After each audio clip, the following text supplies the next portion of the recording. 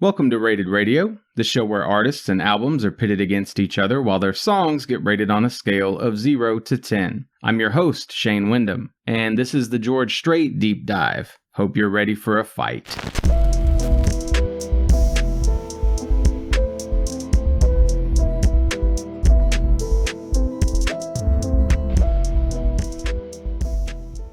So the first album I chose from George Strait was Does Fort Worth Ever Cross Your Mind from 1984. This was my bottom album. Of the 10 tracks, I still thought 6 were great, but none of them got a flawless rating. My bottom track was What Did You Expect Me to Do? And my top track was Any Old Time. The music makes me feel like I'm John Travolta in Urban Cowboy. The next album I picked was Oceanfront Property from 1987. This was my middle album. Of the 10 tracks, I thought 6 were great, but none of them got a flawless rating. My bottom track was Second Chances, and my top track was Oceanfront Property. The music makes me feel like I'm riding horseback in ideal weather over rough terrain. And the album that rolled at random from this artist was Love Is Everything from 2013. This was my top album. Of the 13 tracks, I thought 13 were great, but none of them got a flawless rating yet again.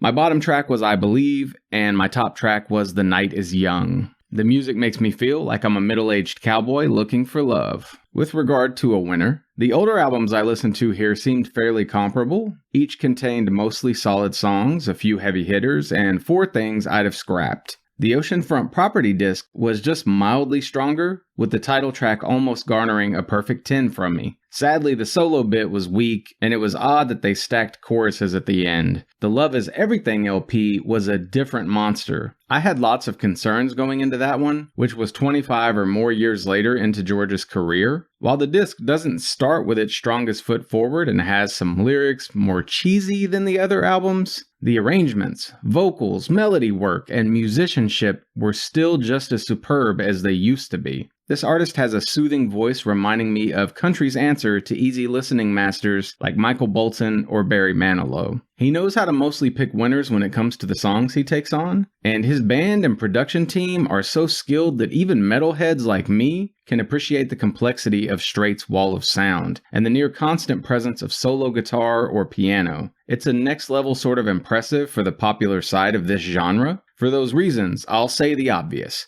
George Strait is unskippable, and I suspect most deep dives into his catalog will continue to deliver in droves. Please like or comment if you're still listening, and remember, you can send all kinds of feedback to rated_radio@yahoo.com. You can even see the majority of songs I rate by clicking join for free at patreon.com/ratedradio. Anyway, that's going to do it for now. Until next time, fill your world with music.